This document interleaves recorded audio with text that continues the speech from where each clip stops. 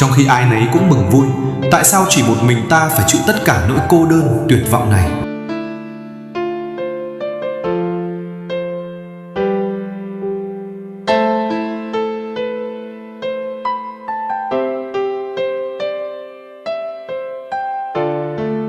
Ta không cam tâm, ta nhất định sẽ bắt tất cả những kẻ đã gây ra nỗi đau này cho ta phải trả giá.